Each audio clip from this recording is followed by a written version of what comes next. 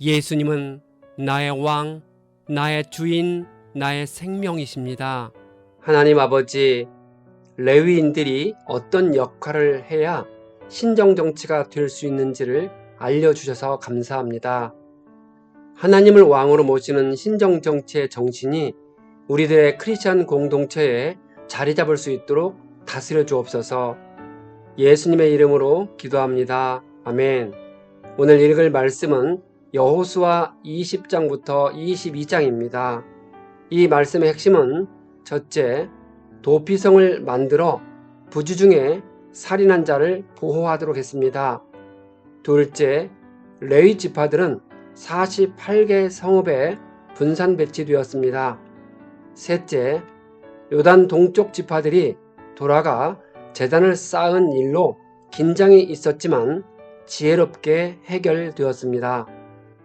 20장 땅 분배를 마친 후 여호와께서 여호수아에게 모세를 통해 지시한 도피성을 지정하라고 하십니다. 과실로 살인을 한 살인자가 도피성에 피해 있다가 성문 입구에 서서 장로들에게 진술합니다.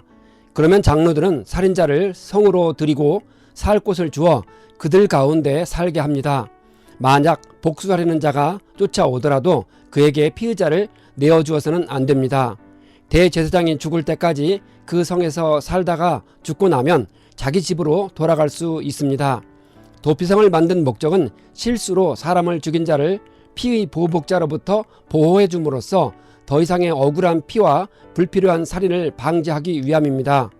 21장 레위 사람들에게 분배된 성읍에 대해 기록되어 있습니다. 레위 지파의 지도자들이 제사장 엘르아살과 여호수아와 다른 지파 지도자들에게 나와서 레위인들이 거주할 성읍 분배에 대해 모세에게 지시하신 바를 실행해 줄 것을 요청합니다. 이스라엘 자손들이 여호와께서 명령하신 대로 자신들이 받은 기업에서 성읍과 목초지를 레위 사람들에게 주었습니다. 가장 먼저 그앗 가문을 위해 제비를 뽑은 결과 유다 지파, 시므온 지파, 베냐민 지파에서 13개 성읍을 갖게 되었고 남은 그앗 자손들은 에브라임 지파, 단 지파, 므낫세 반 지파에서 10개 성읍을 받았습니다. 그앗 자손에게 헤브론과 목초지를 분배했음이 기록되어 있습니다. 헤브론은 가나안 땅의 거인 아낙 자손이 살고 있었던 난공불락의 성읍이었는데 결국 유다 지파의 용사인 갈렙에 의해 정복되었습니다. 그렇게 어렵게 탈취한 성읍이라 할지라도 레위 자손에게 기꺼이 내주었음을 알려주기 위해 기록했을 것으로 봅니다. 아론 자손에게 할당된 성읍은 모두 13개입니다.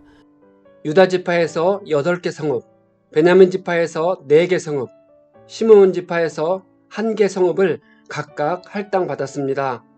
그중 도피성은 유다 지파에게서 할당받은 헤브론입니다. 게르손 자손들은 제비를 뽑아 이사갈, 아셀, 납달리, 바산에 있는 므낫세 반 지파에서 13개 성읍을 받았습니다. 무라리 자손은 루벤, 갓, 스불론 지파에서 12개 성읍을 받았습니다. 제사장 아론의 자손들을 위한 성읍들은 모두 13개였습니다. 이렇게 해서 레위 사람들이 이스라엘 자손의 기업 중에서 받은 성읍은 모두 48개이고 목초지도 받았습니다. 여호와께서 이스라엘 족속에게 말씀하신 선한 말씀이 하나도 남음이 없이 다 응하였더라 라고 기록되어 있습니다.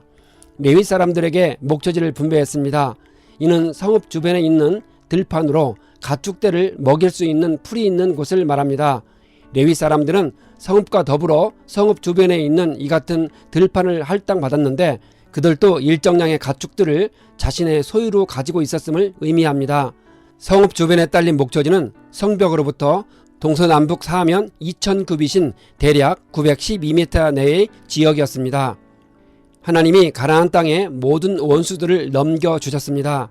하나님은 약속대로 가나안 땅의 모든 족속들을 이스라엘의 손에 붙이셨습니다.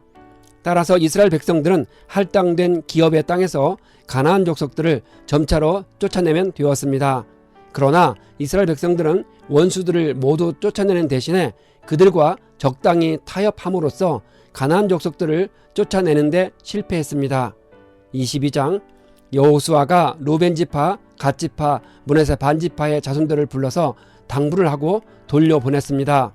이제 전쟁이 끝났고 땅 분배도 끝났으니 요단 동쪽으로 돌아가서 하나님께서 명령하신 책임을 잘 지키며 살라고 합니다.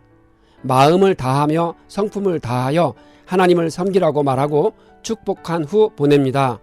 이들의 땅 분배는 모세가 므낫세 반지파에게 바산에서 기업을 주었고 그 남은 반지파에게는 여호수아가 요단 서쪽에서 기업을 주었습니다. 그들은 소유지인 길르앗으로 갔습니다. 그들이 가나안 정복 전쟁에 참여한 기간은 7년이고 그들의 군대 수는 4만 명이었습니다.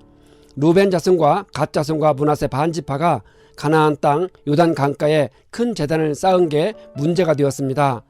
요단강 동편에 돌아간 지파들이 요단 언덕가에 세워진 제단이 실로에 있는 여호와의 제단을 거스르는 것으로 판단되었기 때문에 심각했습니다.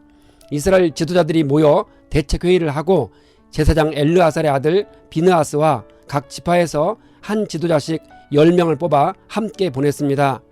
비느하스가 문제의 해결자로 선출된 이유는 모압 평지에서 바알볼 사건 해결에서 입증되었습니다.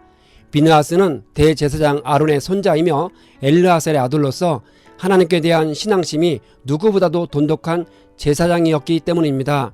요단 동평 사람들에게 제단을 쌓은 경위를 들었습니다. 그러면서 부올의 죄와 아간 사건을 말하며 따져 물었습니다. 루벤 자손과 갓 자손과 므낫세 자손이 그들에게 자초지종을 말했습니다. 제단을 쌓은 것은 하나님께 제사를 드리기 위함이 아니고 다만 요단 서쪽에 있는 지파와 요단 동쪽에 있는 지파에게 증거가 되어주길 바라는 뜻에서 제단을 쌓았다고 합니다. 비느하스와 지도자들이 돌아와서 이 상황을 전했을 때 모두 즐거워하였습니다. 에시라 부른 그 제단은 하나님에 대한 증거물이 될 것이라는 뜻을 가지고 있습니다. 비느하스는 이스라엘 자손이 여호와의 심판에서 건짐을 받았다고 생각했습니다. 바알보올에서 범죄와 아간의 범죄에서 보듯 운명 공동체인 이스라엘은 한 사람의 잘못으로 전체가 하나님의 심판을 받은 적이 여러 번 있었습니다. 따라서 이번 요단 언덕가에 세워진 큰 제단으로 인해 하나님의 심판을 두려워했던 비느하스가 그 제단이 단순히 증거를 위한 것임을 확인하고 안도의 마음으로 기쁘게 말했습니다. 믿음의 형제 자매 간 오해가 있으면 화부터 내지 말고 서로 진정성 있는 대화를 하여 풀어야 한다는 교훈을 주고 있습니다.